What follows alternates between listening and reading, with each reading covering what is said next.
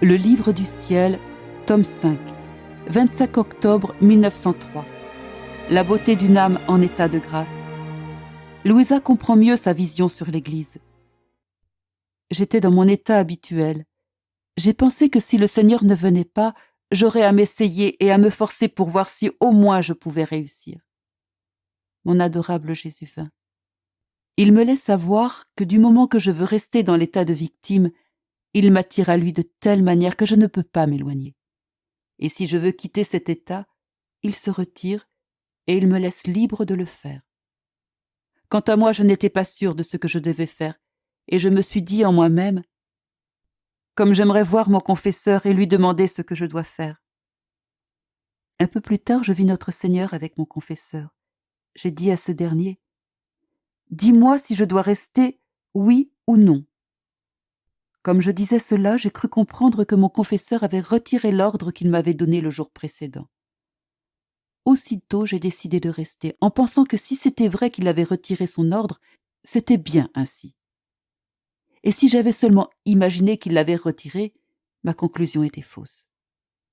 Aussi, quand mon confesseur vint et me dit d'essayer cela un autre jour, je me suis calmée. M'apparaissant de nouveau un peu plus tard, Jésus béni me dit « Ma fille, la beauté d'une âme en état de grâce est si grande que Dieu lui-même en est captivé. Les anges et les saints sont abasourdis à la vue de cette grande merveille. Ils courent vers cette âme qui vit encore dans le monde, mais qui possède la grâce. Attirés par son parfum céleste et pour leur plus grand plaisir, ils trouvent dans cette âme le même Jésus qui les a béatifiés au paradis.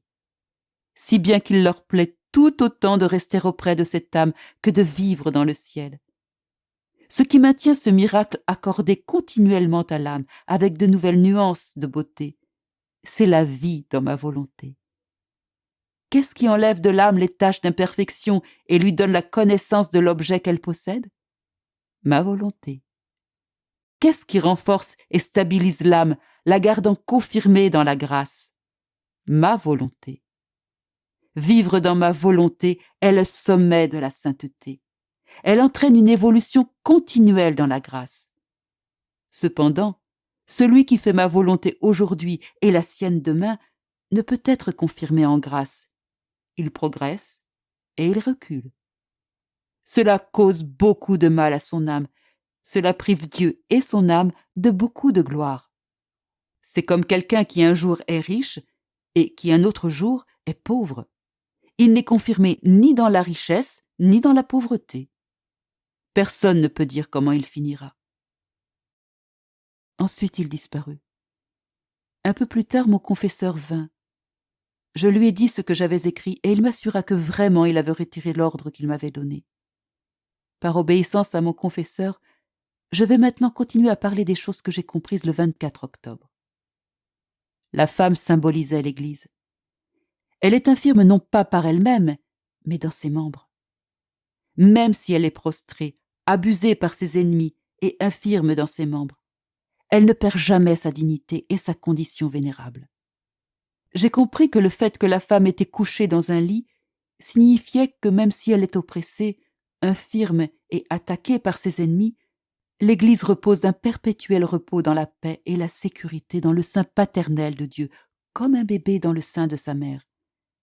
J'ai aussi compris que la tête du lit qui atteignait le plafond symbolisait la protection divine qui toujours soutient l'Église. Tout ce que comporte l'Église lui vient du ciel, les sacrements, la doctrine et tout le reste. Tout y est céleste, saint et pur. Il y a une communication continuelle entre le ciel et l'Église. Pour ce qui est des quelques religieux qui assistaient la femme, j'ai compris qu'ils représentaient ces quelques personnes qui, au risque de leur vie, défendent l'Église, souffrant les maux qu'elle reçoit comme s'ils étaient les leurs.